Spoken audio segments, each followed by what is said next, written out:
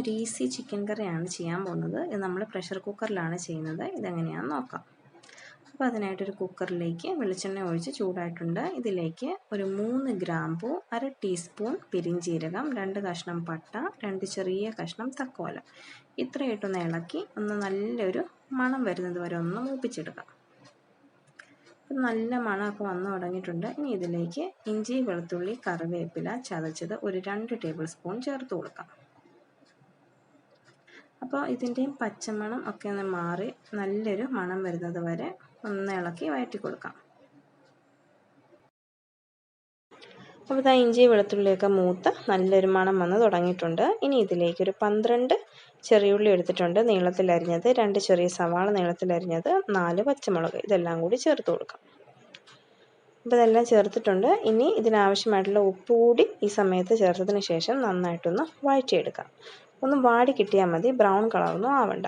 കണ്ടല്ലോ, ഇങ്ങനെയൊന്ന് വാടി കിട്ടിയാൽ മതി. അപ്പോൾ ഇനി ഇതിലേക്ക് പൊടികൾ ഓരോന്നായിട്ട് ചേർത്ത് കൊടുക്കാം. ആദ്യം തന്നെ 2 ടീസ്പൂൺ മുളക് പൊടി ചേർത്ത് കൊടുക്കാം. ഒരു 3 ടീസ്പൂൺ മല്ലിപ്പൊടി ചേർത്ത് കൊടുക്കാം. 1/2 ടീസ്പൂൺ മഞ്ഞൾപ്പൊടി ചേർത്ത് കൊടുക്കാം. അപ്പോൾ ഈ പൊടികളുടെയൊക്കെ പച്ചമണം മാറുന്നത് വരെ നന്നായിട്ടൊന്ന് മൂപ്പിച്ചെടുക്കാം. ഇവിടെ പൊടിയുടെ പച്ചമണമൊക്കെ മാറി വന്നിട്ടുണ്ട്. ഇനി ഇതിലേക്ക് 1 കിലോ ചിക്കൻ കഴുകി വൃത്തിയാക്കി വെച്ചത് ചേർത്ത് കൊടുക്കാം. ഇത് നന്നായിട്ടൊന്ന് ഇളക്കി യോജിപ്പിച്ചെടുക്കാം. എല്ലാം നന്നായിട്ട് ഇളക്കി യോജിപ്പിച്ചിട്ടുണ്ട്. ഇനി ഇതിലേക്ക് ആവശ്യത്തിനുള്ള വെള്ളം ചേർത്ത് കൊടുക്കാം. ഞാനിപ്പോൾ കുറച്ച് വെള്ളം ചേർത്ത് കൊടുത്തിട്ടുള്ളൂ. ഒന്ന് ഇളക്കി യോജിപ്പിച്ചതിന് ശേഷം വേണമെന്നുണ്ടെങ്കിൽ ചേർത്ത് കൊടുക്കാം. അപ്പോൾ ഗ്രേവിയൊക്കെ കൂട്ടോ കുറയ്ക്കുകയോ ഒക്കെ ചെയ്യാം, ഓരോരുത്തരുടെ ഇഷ്ടമാണ്. അപ്പം ഞാൻ കുറച്ചുകൂടി വെള്ളം ഇപ്പോൾ ചേർത്ത് കൊടുക്കുന്നുണ്ട്.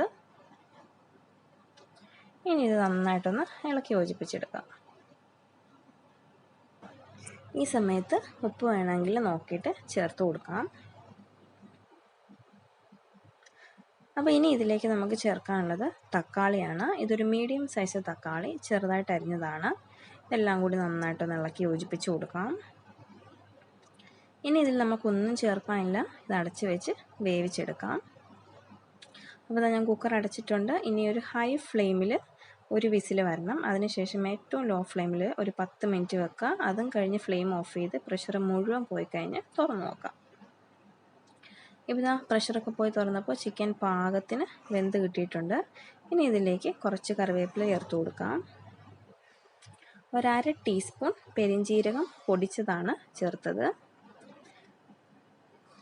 ഇനി ഒരല്പം വെളിച്ചെണ്ണ കൂടി മേളിൽ കൂടെ തൂവി കൊടുക്കാം.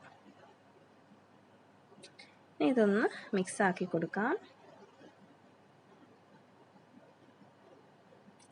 പിന്നെ വേറെ ഒന്നും ചെയ്യാനില്ല. അപ്പോൾ നമ്മളുടെ ഈസി ചിക്കൻ കറി ഇവിടെ റെഡി ആയിട്ടുണ്ട്. ഇനി ഇതൊരു സെർവിങ് ബൗളിലേക്ക് മാറ്റാം. അപ്പോൾ ഇതാണ് നമ്മളുടെ ചിക്കൻ കറി, പ്രഷർ കുക്കർ ചിക്കൻ കറി. ഇതുണ്ടാക്കാൻ വളരെ ഈസിയാണ്. അപ്പോൾ ഇഷ്ടമായാൽ എല്ലാവരും ഒന്നിങ്ങനെ ട്രൈ ചെയ്ത് നോക്കണം.